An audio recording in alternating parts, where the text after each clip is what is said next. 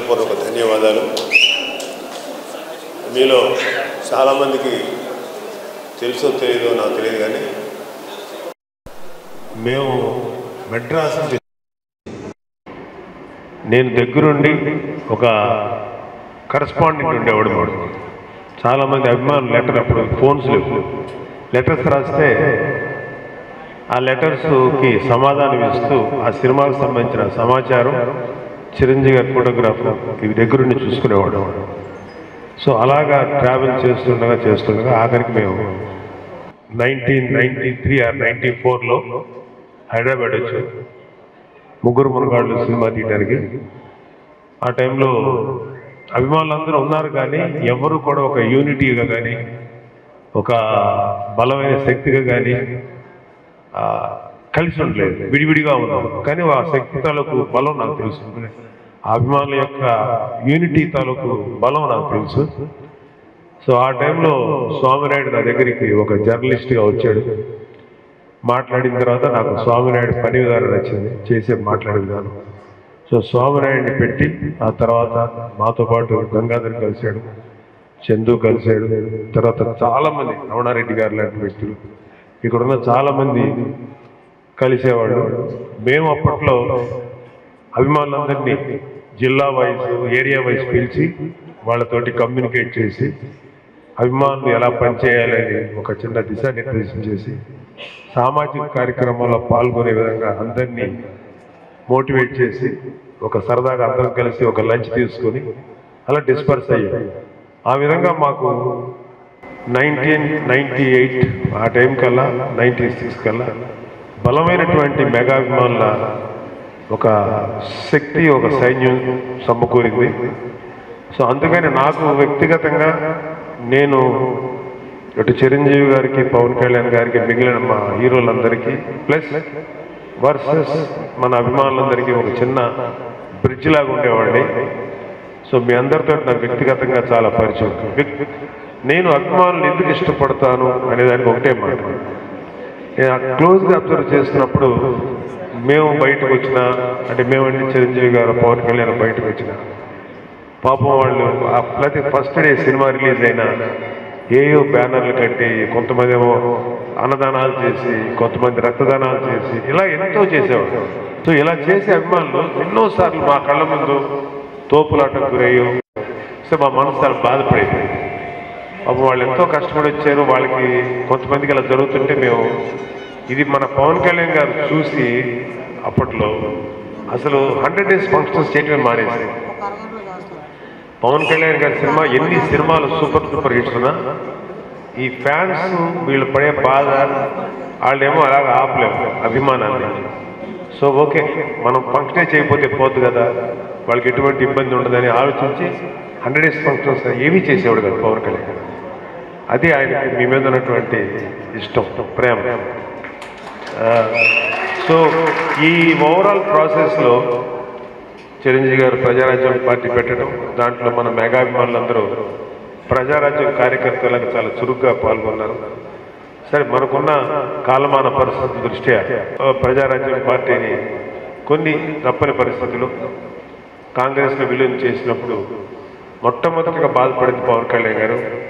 ఆయన అయితే ఆ విలీనం చేసే టైంలో ఆయన దానికి దూరంగా ఉండి, లేదు మనల్ని నమ్మి మనతో ట్రావెల్ చేస్తున్న ప్రతి ఒక్కరికి, ప్రతి కార్యకర్తకి న్యాయం చేయాలి, వాళ్ళ వైపు నిలబడాలని చెప్పి, ప్లస్ రాష్ట్రం తాలూకు సమస్యలు అప్పటికే మన దేశంలో, మన రాష్ట్రంలో ఈ పొలిటికల్ పార్టీ పీడిస్తున్నటువంటి రాష్ట్రంగా చూసి మన ప్రజలకు ఏంటి న్యాయం చేయగలుగుతాం, ఎలా చేయగలుగుతాం, వాళ్ళ లివింగ్ కండిషన్స్, జీవన ప్రమాణాలు ఎలా మెరుగుగా చేయాలని చెప్పి చాలా కాలం పాటు ఆలోచించి 2014లో జనసేన పార్టీ పెట్టారు. ఆ రోజు నుంచి ఈ రోజు దాకా ఆర్నిసలు శ్రమిస్తూనే ఉన్నారు మన పవన్ కళ్యాణ్ గారు. అయితే పవన్ కళ్యాణ్ గారు దానికి ముందు యువరాజ్యంలో చేశారు, దానికి ముందు కామన్ మ్యాన్ ప్రొటెక్షన్ ఫోర్స్ చేశారు. ఇలాగ ఇంచుమించు ఒక 18-20 ఏళ్ల నుంచి రాజకీయాలకి ఎక్స్పోజ్ అయ్యారు. సో ఇప్పుడు పవన్ కళ్యాణ్ గారు ముందుకు ఇంకా 2019లో అత్యంత నిరాశాజనకమైన ఫలితాలు వచ్చి కూడా పట్టు వదలకుండా ఈ రోజుకి కూడా యుద్ధం చేస్తున్న వ్యక్తి పవన్ కళ్యాణ్. లైఫ్లో సక్సెస్ వచ్చినప్పుడు చాలా థ్రిల్లింగ్గా ఉంటుంది, చాలా ఎక్సైట్మెంట్ ఉంటుంది. మీరందరూ కూడా చిన్న విజయం పెద్ద విజయం లైఫ్లో సాధించుంటారు, ఆ ఎక్సైట్మెంట్ ఉంటుంది. అదే ఫెయిల్యూర్ వస్తే చాలా డిసప్పాయింట్మెంట్ ఉంటుంది, మనందరం అనుభవించింది. కానీ జనసేన అనే పార్టీ ఎలక్షన్స్లో పాల్గొని ఇంచుమించు ఒక్క సీటు కూడా రాకుండా ఉంటే కొన్ని వేల మంది వేల మంది కార్యకర్తలు, ఆ రోజు లక్షల మంది కార్యకర్తలు, లక్షలాది ఓటు వేసినటువంటి వాళ్ళందరినీ మనం డిసప్పాయింట్ చేసేవే, మనం అనుకున్నది సాధించలేకపోయాం అనుకున్నప్పుడు మీరు నమ్ముతారు. అలాంటి పరాజయాలు డిప్రెషన్ ఒక మనిషికి ఉంటే ఎట్లుంటుందంటే, అంటే మేము సినిమాల్లో కూడా చూస్తుంటాం కదా, మా ఫెయిల్యూర్ అయితే ఎలా డిప్రెస్ అవుతాం, అలాగా ఒక పెద్ద పొలిటికల్ ప్రాసెస్నే మేము ఫెయిల్యూర్ అయ్యాం 2019లో. మీకు అలా ఫెయిల్యూర్ అయినప్పుడు ఒక వ్యక్తి ఎన్ని రోజులు డిప్రెషన్ ఉంటాడు మీకు ఊహకూడదు. చాలామంది రోజుల తరబడి నెలల తరబడి కూడా డిప్రెషన్లోకి వెళ్ళిపోతారు, మళ్ళీ కూడా తీసుకుని వస్తారు, అది వేరే విషయం. ఒక్క పవన్ కళ్యాణ్ గారు డిప్రెషన్లోకి వెళ్ళలేదు, ఓన్లీ ఫెయిల్యూర్ విన్నారైనా తెలిసింది కేవలం 15 నిమిషాలే, 15 మినిట్స్లో okay let's go for N interview, 15 నిమిషాలు పెట్టారు. అయితే అప్పుడు మీకు అంటే మనం సక్సెస్లో ఉన్నప్పుడు బలంగా ఉన్నప్పుడు ప్రతి వాళ్ళు నేనే మీకు చెప్పి చేశాను, నా వల్లే మీరు నేను ఇచ్చిన సలహాల వల్లే అని చెప్పుకుంటాను. ఫెయిల్యూర్ అయినప్పుడు ఎలా పొడుస్తారో నా కళ్ళారా నేను కూడా అనుభవించాను. ఒక కళ్యాణ్ బాబుతో పాటు నేను 2019లో నర్సాపురం ఎంపీగా నిలబడినప్పుడు మనం అంటే తెగ అభిమానించే ఒక గ్రూప్ వాళ్ళ నాయకుడు వచ్చి ఫెయిల్యూరు ఇలా కాదండి మీరు ఎలా చేయాలి. ఎప్పుడు కూడా ఫెయిల్యూర్ అయినప్పుడు నేనైతే ఫెయిల్యూర్ అయిపోయిన ఎవరైనా కనుక ఫెయిల్యూర్ అయితే ఆ వ్యక్తిని ఎప్పుడు విమర్శించను, ఆ వ్యక్తిని ఎప్పుడు కమాన్ నెక్స్ట్ మళ్ళీ ఫైట్ చేద్దాం లేగు అంటాం తప్ప. కానీ మమ్మల్ని కుళ్ళ పొడిచారు, ఒక్కొక్కడు కుళ్ళ పొడిచారు, మేమేం భయపడలేదు. ఇంకా నన్నే అంత చేశారంటే పవన్ కళ్యాణ్ గారికి ఎంత రేంజ్ ఆఫ్ ప్రజలు వచ్చింది. అయినా సరే ఆయన ఏమి మొక్కవరు, ఎందుకంటే ఆయన ఒక 5 ఏళ్ల ఎలక్షన్స్ కోసం 10 ఏళ్ల ఎలక్షన్స్ కోసం కాదు, 25-30 సంవత్సరాల మీ భవిష్యత్తు కోసం నిలబడిన వ్యక్తి ఆయన. సో ఆయన డిసప్పాయింట్ అవ్వాల, కాకపోతే అలా సైలెంట్గా కూర్చోరు. చాలా సందర్భాల్లో పవన్ కళ్యాణ్ గారు చెప్పుకుంటారు, గుర్తుందో లేదు, సుగారి ప్రీతి ఒక చిన్న పాప, 16 ఏళ్ళ పాప, ఆ పాపను దారుణంగా అత్యాచారానికి గురి చేసి చంపేసింది. ఆ కేసు జరుగుతుంది, తల్లి పోరాడుతుంది, సుగారి ప్రీతి తల్లి. మేమందరం 2019లో ఇలా ఓడిపోయి ఉన్నప్పుడు పవన్ కళ్యాణ్ గారి దగ్గరికి వచ్చింది అడమ్మ, అన్న మా పాపకి ఇట్లా అన్యాయం జరిగింది, మీరు కొంచెం వాయిస్ అవుట్ చేయండి, మీరు మాట్లాడితే మాకు న్యాయం జరుగుతుంది అంటే. ఆల్రెడీ ఇప్పుడు మాట్లాడినా కూడా రెండోసారి కూడా మాట్లాడమని అడిగినప్పుడు చుక్కా మాట చెప్పండి, నేను ఫెయిల్యూర్ అయ్యానమ్మా, నేను ఎట్లా వచ్చి మాట్లాడను, సరే చూద్దాం, జనాలు నన్ను యాక్సెప్ట్ చేయలేదు కదా 2019లో, సరే చూద్దాంలేమ్మా వెళ్ళు అన్నాడు. ఏదో ఒకరోజు వెళ్ళిపోయిన 1 or 2 డేస్కో 3 డేస్కో తిరిగి మోటివేట్ అయ్యి కర్నూలు వెళ్తే లక్షల మంది ప్రజలు ఆయనకి బ్రహ్మరథం పెట్టారు. అంటే అప్పుడు మాకేమనిపించిందంటే ఇంకా ధైర్యం వచ్చింది, అపజయాలు మమ్మల్ని ఏమీ చెయ్యలేవు, వీ డోంట్ కేర్, మనం ముందుకే వెళ్తామని చెప్పి ఆ రోజు పవన్ కళ్యాణ్ గారు నిర్ణయించుకుంటే దాని ద్వారా అక్కడి నుంచి భవన నిర్మాణ కార్మికుల ఇష్యూ, మత్స్యకారులకు సంబంధించిన సమస్యలు కానీ ఇలా అనేక కులాలకు సంబంధించి, అనేక వర్గాలకు సంబంధించి, అనేక ప్రాంతాలకు సంబంధించిన విషయాలు ఎన్నోసార్లు రాజధాని అమరావతి రైతుల విషయంలో పోరాడారు. ఇలాగా ప్రతి ఒక్కళ్ళ కోసం ఆ రోజు నుంచి ఈ రోజు దాకా ముందుకు వెళ్తూనే ఉన్నాం. అపజయం మమ్మల్ని ఎప్పుడు నిరాశకు గురి చేయాలి. అంటే చాలామందికి తెలిసిన ఒక విషయం ఏంటంటే, ఒక రాజకీయ నాయకుడు ఈ ఎలక్షన్స్ కోసం పోరాడతాడు, ఒక గొప్ప నాయకుడు రాబోయే తరాల భవిష్యత్తు కోసం పోరాడతాడు. పవన్ కళ్యాణ్ గారు అలాంటి నాయకుడు. సో ఇక్కడ వెళ్ళినప్పుడు నేను చూసింది చెరుకు రైతుల సమస్యలు చూశాను, షుగర్ ఫ్యాక్టరీ సమస్యలు చూశాను, వాటర్ ఇష్యూస్ చూశాను, సాగునీరు ఇష్యూస్ చూశాను, తర్వాత నదులకి సరైనటువంటి జనాలు ట్రాన్స్పోర్ట్ చేయడానికి కావాల్సినటువంటి సదుపాయాలు లేవు. అన్ని చోట్ల నెగ్లెక్ట్ చేయబడింది. ఇది నాకు ఒక రకంగా నాకు నేర్చుకున్నాను. నాకు అన్నీ తెలుసు అని నేను చెప్పలేను, కానీ డెఫినెట్గా నేర్చుకున్నాను. అలాగే ఇవాళ మనం ఈ రాష్ట్రాన్ని బాగు చేయాల్సిన అవసరం ఎంతైనా. ఎందుకంటే రాబోయే ఈ జనసేన టీడీపీ అలయన్స్ ప్రభుత్వంలోనే ఆ మార్పు వస్తుంది. ఎందుకంటే అంత మార్పు రావడానికి కారణం ఏంటంటే ఆ జనసేన టీడీపీ అలయన్స్ ప్రభుత్వంలో పవన్ కళ్యాణ్ గారు లాంటి ఒక ప్రతిభావంతుడైనటువంటి ప్రభావశీలి అయినటువంటి ఒక గొప్ప లీడర్ ఉండబోతున్నాడు. కాబట్టి గొప్ప మార్పు వస్తుంది. ఇది దయచేసి ఒక్క విషయం మాత్రం మీరు మనస్ఫూర్తిగా నమ్మండి. ఈ కుళ్ళిపోయిన వైసీపీ ప్రభుత్వాన్ని గద్దె దించాలి సార్, వేరే ఆప్షన్.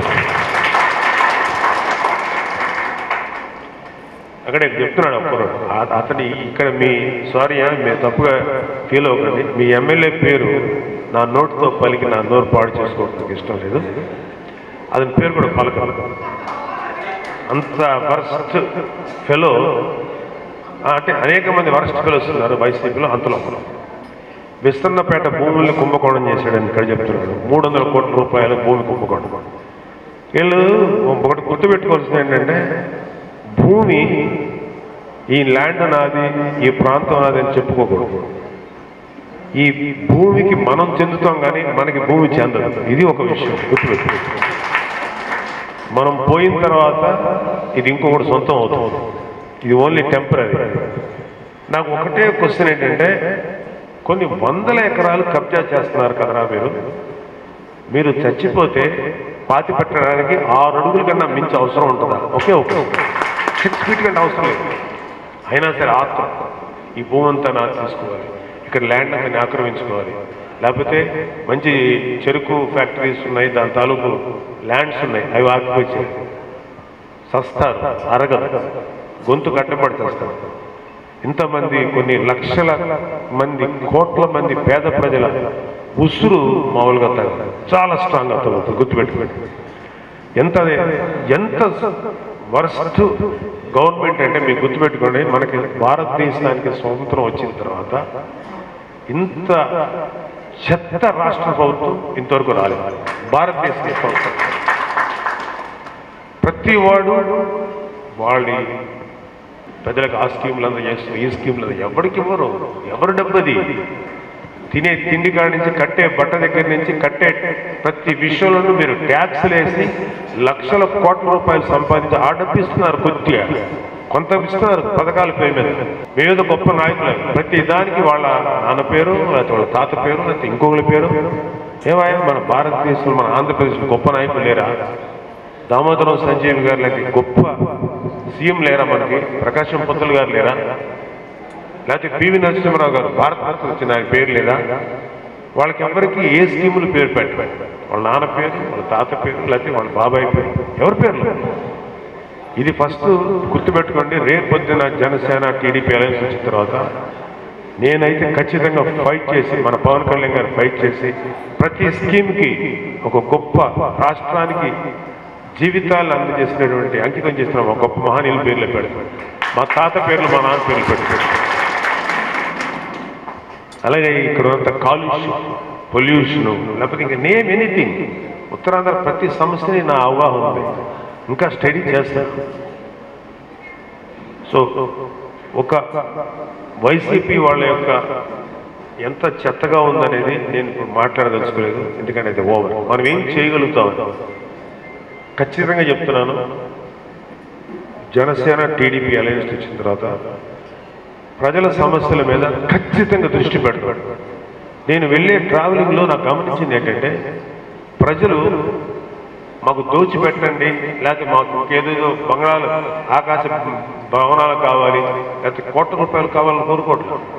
తాగడానికి మంచి నీరు ఇవ్వండి, మాకు సరైన రోడ్లు బాగు చేయించండి, మా పిల్లలకి చదువులు చెప్పించండి, మా ఆరోగ్యాలకి సరైనటువంటి వైద్య సదుపాయం కల్పించండి, లేకపోతే మా చదువుకున్న పిల్లలకి ఉద్యోగాలు కల్పించండి. ఇవే ఇవే అడుగుతున్నారు, ఎందుకంటే గొప్ప సమస్యలు లేవు. లేకపోతే మూతపడిపోయినా లేకపోతే మూతపడడానికి దగ్గరగా ఉన్న మా పరిశ్రమ, ఇక్కడ ఎగ్జాంపుల్ చెప్పాలంటే చెరుకు పరిశ్రమ, షుగర్ ఫ్యాక్టరీస్, వాటిని రివైవ్ చేయండి. అంటే ఎవరికి కూడా మనం విస్తన్నపేట భూములు కాజేద్దామా, లేకపోతే మన ఇళ్ళకు వద్దాం, మనం ఆ ల్యాండ్ కబ్జా చేద్దామని ఊహలు తప్ప, లేకపోతే ఎలాంటి కరప్షన్ చేద్దామని ఆలోచన తప్ప ఒక్కడికన్నా ప్రజల మీద శ్రద్ధ లేదనేది ఈ వైసీపీ ప్రభుత్వంగా తెలుస్తుంది. సో వీళ్ళకి ఖచ్చితంగా బుద్ధి చెప్పడానికి సమయం దగ్గర పడింది. మీరందరూ కూడా ఒక మంచి కార్యకర్తలాగా, ఒక మంచి వ్యక్తుల్లాగా ప్రజలకు చేద్దామనేటువంటి చిన్న తపంతో ఉండండి. ఎందుకంటే నా దగ్గర ఏమీ లేనప్పుడు, ఒక చిన్న బిడ్డకి నిలబడగలిగినప్పుడు మీరందరూ కూడా ఒకరికి ఇంకొకరు 1% టు అనదర్ పర్సన్ ఒకరికి తోడుగా ఉండి మన రాష్ట్రం ఏమిటి మనమే బాగు చేసుకుంటాం. దీనికి మన రాష్ట్రాన్ని మనమే బాగు చేసుకుందాం. మన ప్రభుత్వం వచ్చిన తర్వాత మన ప్రజల బాగోగులు మనమే చూసుకుందాం. మన ప్రజలు, మన బిడ్డలు, వాళ్ళ భవిష్యత్తుని మనమే బాగు చేసుకుందాం. ఇది ఒకటి గుర్తుపెట్టుకోండి.